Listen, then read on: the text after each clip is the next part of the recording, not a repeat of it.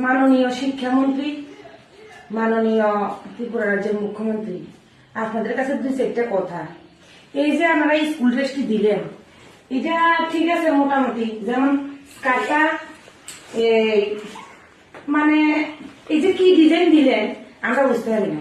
আমরা 90 দশকেও আমরা খোলা স্কার্ট করছি, আমরা সেফটি আছিলাম, কিন্তু বর্তমানে ডিজিটাল ইন্ডিয়ার ফোলা ভাগি দিত আরো সেফটি, তারা তো আরো জানা আমরা তাহলে তো কোনো প্রশ্নই হবে না। এটা কি ড্রেস দিলেন, শার্টের লগে স্কার্টের মিল না, এটা গুজলে কিরকম লাগবে।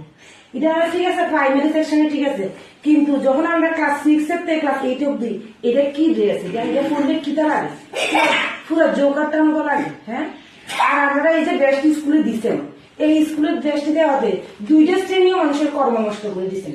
যারা স্কুল ড্রেসের কাপড় বিক্রি করতো তারাও মাথায় হাত, আমরা যারা টেইলার আছি আমরাও কর্মহীন হয়ে গেছি।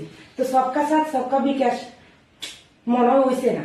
আগেই ভালো ছিল, যখন টাকা অ্যাকাউন্টে দিত মর্জি মতো বানাইতে থাকতো, ডিজাইন মতো মাপ মতো সব ঠিক হইতো। স্কুল ড্রেসের আমরাও সন্তুষ্ট হয়েছি না, কর্মজীবী মানুষরা, দোকানদাররা, ব্যবসায়ীগুলো সন্তুষ্ট হয়েছে না, স্টুডেন্টরাও সন্তুষ্ট হয়েছে না। এটা আমার ননদটা ক্লাস 7-এ পড়ে, এই একটা স্কুল ড্রেস এটা কিরকম লাগে, এটা পড়লে জোকারটার মতো লাগে। নমস্কার, যদি কোনো ভুল ত্রুটি করে দিই ক্ষমা করে দিন।